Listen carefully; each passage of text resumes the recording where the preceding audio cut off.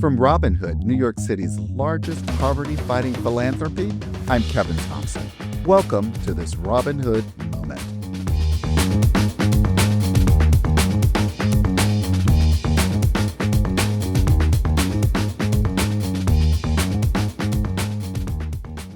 Imagine you're a parent in New York City, working a full-time job, and still unable to afford groceries for your kids. You've already paid the rent, but just barely. Your OmniCard is running low, and now you're standing in the cereal aisle calculating whether you can afford the milk. That's the cost of choice. And this year, that choice has become even harder. There are 1.8 million New Yorkers who rely on SNAP, the Supplemental Nutrition Assistance Program, to put food on their tables. According to Robin Hood's poverty tracker, the number of New Yorkers struggling to meet their food needs has grown significantly since before the pandemic began. Back then, 1 in 4 New Yorkers said they needed more money to afford enough food. Today, 1 in 3. And for families with children, the picture is even more dire. More than 40%, that's up from 34% before the pandemic, say they can't afford enough food for their households. And while programs like SNAP continue to prevent the worst outcomes, they're also fragile. We're seeing that right now, as the spigot for SNAP funds has been shut off, or at least at the time of this recording. With the federal government shutdown disrupting funding, the USDA has warned that without an appropriation from Congress, benefits can't be issued for November, leaving millions of families unsure how they'll put food on the table. These aren't just numbers. They're meals, they're choices. Do I skip lunch to afford insulin? Do I stretch one meal over 2 days? Do I ask my 10-year-old to go to bed hungry? At Robin Hood, we've seen what happens when even one layer of support is removed. Hunger doesn't exist in isolation. It sets off a domino effect that topples everything else: health, housing, and stability. That's why today I'm joined by the ever-insightful Crystal Cooper, my colleague, to dig into what these findings mean for New York City and to talk with someone who understands this crisis intimately. Leslie Gordon, the president and CEO of Food Bank for New York City. She's helped distribute millions of meals across all 5 boroughs, and she's leading the charge to protect the programs that make these meals possible. But before we begin, if you're listening to this episode after November 17th, dive into the findings of the Robin Hood 2025 Poverty Tracker report on food hardship. You can read them at robinhood.org. And of course, send me your guest suggestions at info@robinhood.org.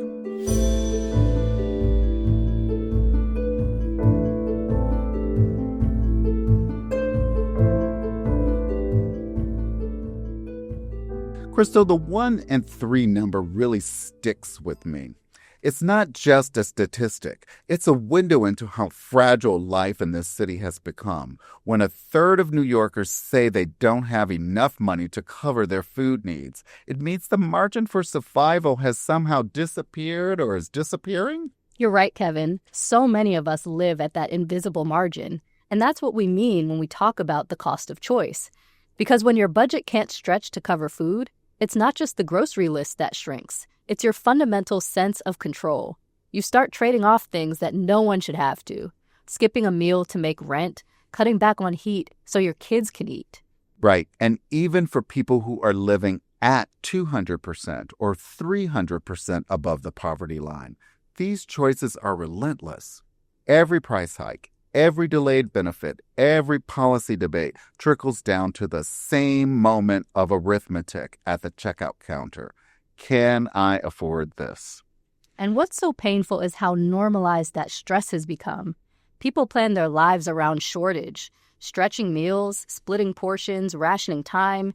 You can't think about thriving when every week is about making the math work. That's why Leslie's perspective here is so vital. She's not just leading one of New York's largest food providers. She's witnessing those trade-offs every day.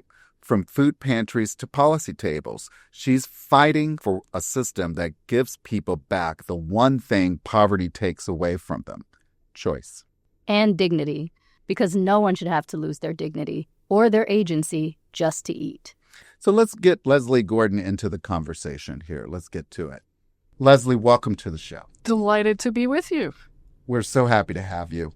Leslie, I want to start our conversation today by you giving our listeners a little bit of a sense of who the Food Bank of New York City is and where you all fit in the food hardship space. At Food Bank for New York City, we are your city's food bank. Our formal mission is to empower every New Yorker to achieve food security for good. We are your anchor partner here in the city, who is at the heart of a network of about 800 on-the-ground partners in nearly every neighborhood across our great city in the 5 boroughs. At the heart of that are food pantries and soup kitchens and shelters and senior centers and K-12 schools and higher education campuses and health clinics and the like, who help us get good, nutritious food and culturally and religiously relevant food that matters to people, into their hands as often as they need it. You know, I call it R5. So the right food at the right time to the right people in the right amounts. That's Food Bank for New York City. What's interesting, though, is that if you ask people what we do, what you may not hear them say is the work that we do beyond food for today. And that's critical, right? Ultimately, what we're in the business of doing is helping to get people to be off the line, to be in a better economically stable place as an individual and at the household level, so that we're taking more stress off of them and they're really on their way to living their best life and thriving. There's a couple ways in which we do that. We are one of your city's largest organizations working on SNAP, formerly called food stamps. We've heard a lot about SNAP in the press recently by way of the One Big Beautiful Bill, or the reconciliation bill, and the very unfortunate cuts that are coming on SNAP. So we help facilitate getting people enrolled in SNAP and helping them to essentially determine, do I qualify for this or do I not qualify? We've also had a long-time roving team that teaches financial education free of charge across the 5 boroughs, helping people to understand how to budget, what is a budget, what's credit, how do I build and monitor my credit. So we work on both sides of the problem, which of course is really important. Leslie, I just curious about your background. You've spent 20 years in hunger relief with the 3rd-generation food justice chops to prove it. What does that mean, and how do you view your work as it relates to dignity, choice, and self-sufficiency? Yeah, it's, when you do what you love, it's hard to believe that many years can be behind you. I've had the pleasure now of working at 3 food banks here in New York State. Not intentional. I would call it a happy accident. And I indeed carry on family legacy in doing this work. My grandfather, Norman Goldberg, was the first in my family to do good in this space of food insecurity. You know, what's interesting is that food banks didn't really exist in the, pre-1980s era. It was a lot of community Gemeinschaft and people coming together to help feed each other. So in his case, it was a local synagogue where he was living at the time in Tarrytown, New York, that would give him a phone call. The rabbi would call. You would get the name of a family that needed help, a little bit of information about them.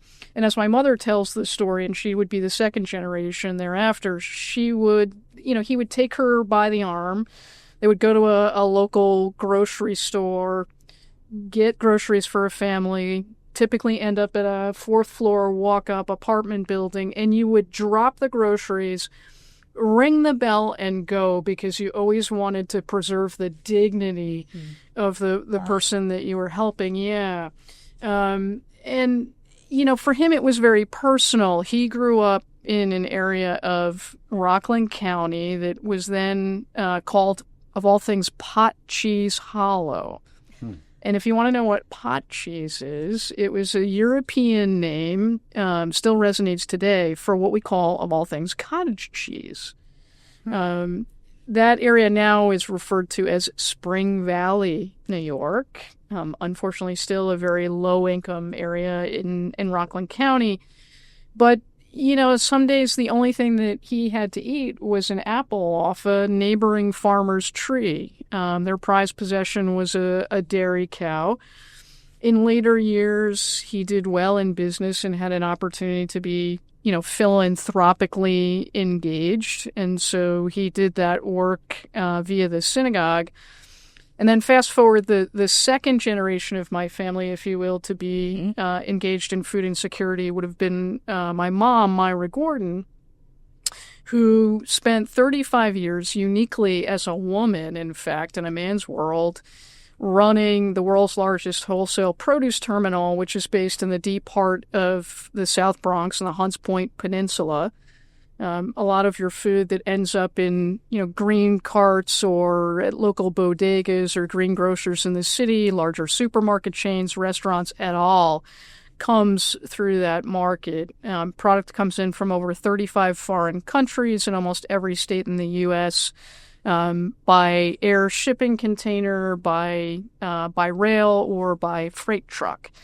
And then fast forward, it is in some sense to her credit that food banking came on my radar screen because I was always interested in what happens to the excess food that spins out of the wholesale and agricultural industry. And here I am almost 20 years later. That's incredible. Yeah. Wow, that is an incredible story. And I would imagine, with that sort of deep insight, you might be able to tell us a little bit about the kinds of choices that you have found that people are forced to make between putting food on the table and paying other essentials like rent or childcare or medicine. And maybe more to the point, have you, in your current role, engaged with clients who make these trade-offs that someone who's never, faced food insecurity before might not even imagine people having to make these kinds of decisions? I'd love for you to share an example of something like that for our listeners. Yeah, so what I would say is that, rent eats first, very unfortunately. You can't decide not to pay rent, or you can't decide not to pay your utility bill. And so, as an example, parents often have to make difficult choices. Over the years in this work, I've heard stories about folks watering down drinks to make them last longer, or parents or caregivers who make the very difficult choice at the dinner table to feed their kids first, and whatever is left over from dinner is what they have, if indeed, anything is left at all. What's important to note for folks who are listening is that a lot of the people who we're talking about are working families. Mm-hmm. Very typically, the sensibility is that they must be people who are homeless, don't have a job, for example, and that's just not the case at all. And so if someone's facing these challenges and putting food on their table, they're very likely facing other challenges in their life, which is important to note. So transportation challenges, housing challenges, underemployment, unemployment, and the like. And so at Food Bank for New York City, we're here working on, as I said just earlier, both sides of the problem. So you've told us a bit about some of these choices that they have to make day to day just to make food stretch or to make budget stretch. How does the rising cost of food change the way that people shop or even cook and think about accessing food? And how is the food bank kind of helping them to do that? I'll tell you, it's inherently stressful, right? Imagine, I am privileged enough to be able to go to the grocery store and likely not think too much about it. But what I do notice, and I bet folks who are listening who shop notice this as well, that your dollars just don't go as far. You could be $100 later and walk out with a bag. Imagine, right? Yes. And imagine what that must be like for someone who is super stressed. There's a couple things I would say. One is at Food Bank for New York City, we look at something called the meal gap. Mm-hmm. So this is the difference between how many healthy, nutritious meals families actually eat versus, the 3 per day standard. And the gap is in the multi-millions despite concerted and intentional efforts by us and other hunger relief organizations. And so due to the increasing cost of living overall, the increasing cost of food, more New Yorkers are in a position of needing to do more with less and then turn to us at Food Bank for New York City for resources.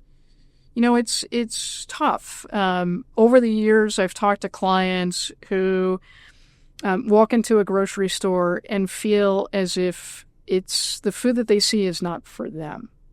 Imagine yourself getting to the checkout counter and you're so stressed you're not really sure that everything that you put in the cart is something that you can afford. And then it's humbling and embarrassing at the same time where you have to start to put some food back. Mm-hmm. It's not a great situation. And so, again, in our case, many of our neighbors who visit our community kitchen and pantry in West Harlem on 116th Street, where we've been for decades, have expressed that, the only time they might eat is the time that they visit us for a meal at our community kitchen. Wow. Mm-hmm. So there are New Yorkers who go without. Mm-hmm. I guess that's where SNAP sometimes comes in as a supplement or, for these families who are experiencing that level of food hardship. And you've talked about it already. But what do cuts to SNAP of any magnitude really mean for people that you serve? And how might they have to change their daily choices if that support is reduced? Contextually, let's dive in for a minute. So there's over 1.8 million people in New York City that rely on SNAP to help buy groceries. What's interesting about that is the preponderance or the majority of those people, it's kids that are benefiting from it. It's our older adults, it's our veterans, it's low-wage workers, or quite frankly, people who are just having trouble making ends meet. Here in New York City, you have to make an average minimum of $100,000, and in some boroughs, a little bit more than $100,000 just to meet your basic needs. And so imagine how many people, are not at that income threshold. And then for the folks that are relying on SNAP, it's even more difficult. With the onset of the reconciliation bill, or what has been commonly referred to as the One Big Beautiful Bill, unfortunately, that's now come with an increasing amount of red tape, including some very burdensome paperwork and expanded work requirements. And so a lot of people would love to be able to benefit from SNAP, but now they're going to take a step back because there's a lot of trauma. It's very stressful to have to think about stepping through an additional number of hurdles just to get SNAP. The bill also eliminated something called SNAP Ed. So riding along and, quite frankly, almost hiding in this reconciliation bill was a cut of about $530 million, which taken together as that much larger bill, this was a drop in the bucket. But that SNAP Ed cut of $530 million in the bill has had a real impact on, of all things, nutrition education. So at Food Bank for New York City, for decades now, really more than 30 years, we've been one of the largest nutrition education curricula in the New York City school system. And so that cut has forced us to sunset our community nutrition education programs, which really help folks on limited incomes appreciate how to better shop, cook, and eat healthy. For kids, it helps to introduce them to new foods, broaden their food vocabulary. And, when you're on a limited budget, it's tough for parents to take chances and introduce kids to new things for fear that they won't eat it. And so this is a really wonderful way to introduce kids to new and exciting, nutritious foods. It's really unfortunate, but this forced loss is really hindering some health equity and ultimately health outcomes.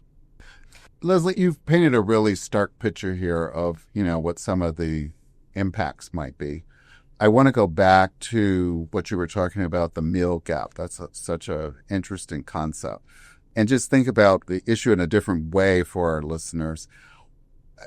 If you were able as a family to actually realize the meal gap and satisfy that, right?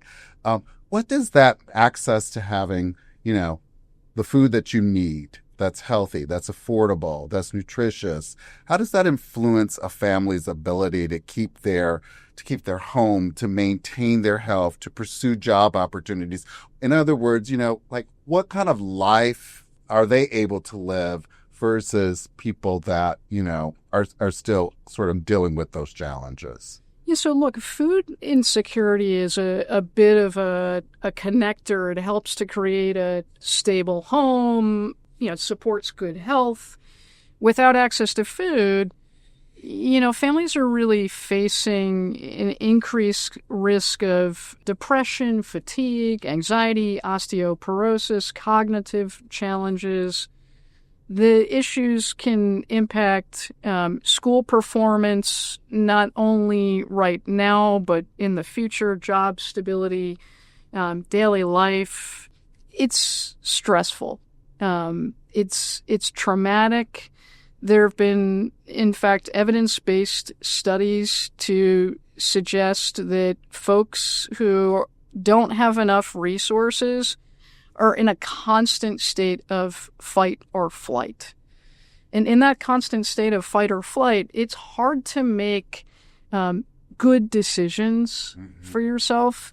We very likely, I don't know about all of you personally, but I'm going to make some assumptions here for a minute, that we have the luxury of stepping back to consider different factors, to do research, to inform good decision-making, to plan. Unfortunately, life gets very complicated very quickly when you don't have enough resources and you're just in a constant state of fear or stress.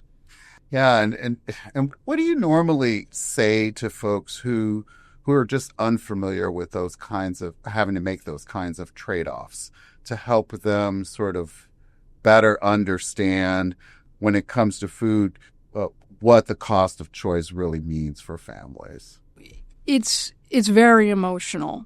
There's just no two ways about it. It's absolutely emotional. And I'll offer a bit of a story. We offer pet food at our distribution because at Food Bank for New York City, we believe that pets are family members too. I don't know if you have furry friends at home, but I certainly do. Since we know that neighbors are struggling to feed themselves and their families, it's likely that they're struggling to feed their pets as well. And this has happened more than once. A woman who came to one of our distributions with 3 kids in tow, she's a single mom. And when they picked up pet food, one of our food bankers asked, "What kind of pet do you have at home?" And then the mother was just really honest and authentic in that moment and said, "We don't have a pet Oh, wow. at home. But that sometimes when there isn't enough food for everyone, That's heartbreaking. it is. In the household, mom would consume the pet food while her kids enjoy, as close to a full meal as possible. And so I think this is an example of a decision that many people can't fathom, right? Having to eat pet food just so your kids can eat. And it happens. I am floored by that, Leslie. I want to continue on this thread of just thinking about the people at the heart of this experience here in New York City, our neighbors. Maybe there's a story that really sticks with you about a parent or a veteran or an elder person who has had to stretch their SNAP benefits to the very last dollar or beyond, if anything comes to mind. People think that SNAP is a lot of money, and so SNAP is a supplement to an overall household budget, but it certainly matters. I cannot overstate that. And so we do have many seniors that come to our community kitchen in West Harlem for hot meals during the week. We've heard a lot of stories like this. We've got one woman who lost her job as a result of the COVID-19 pandemic. During that era, her SNAP benefits, which increased during that period, were enough to nearly sustain her. But now they're down to about $100 a month. So take this in for a minute. She has a family member with special needs who needs to live in an inpatient facility with 24-hour care.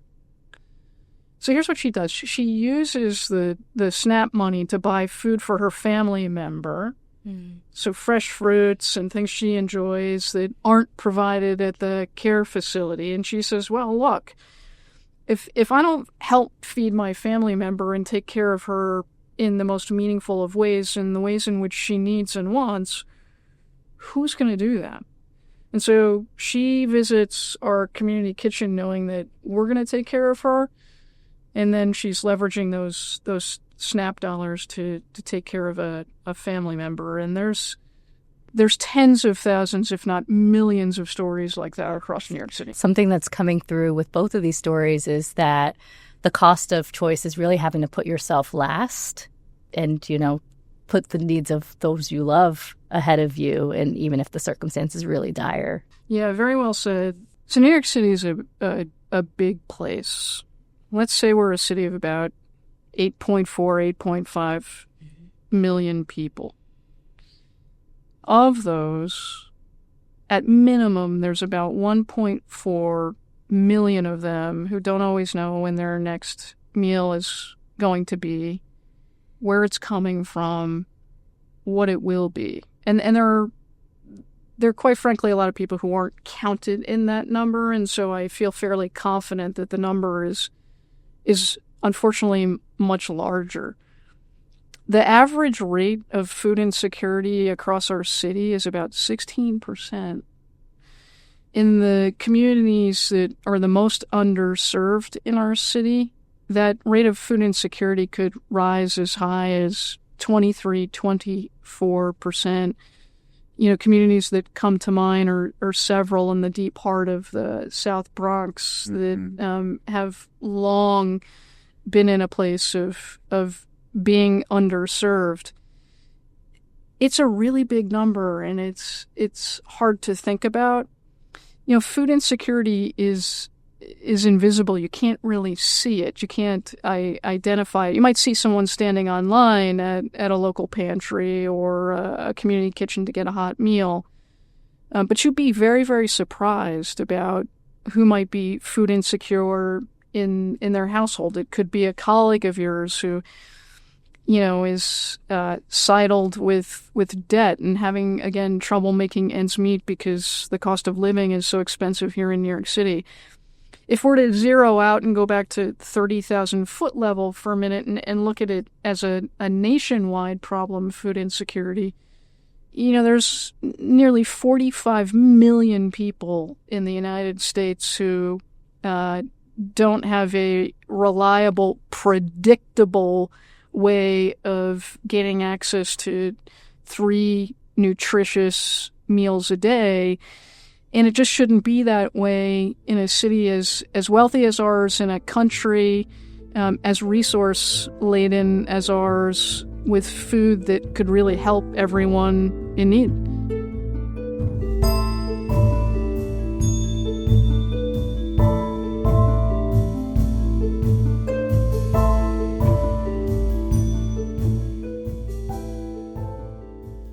Before we close, we want to acknowledge what's happened since our conversation with Leslie Gordon.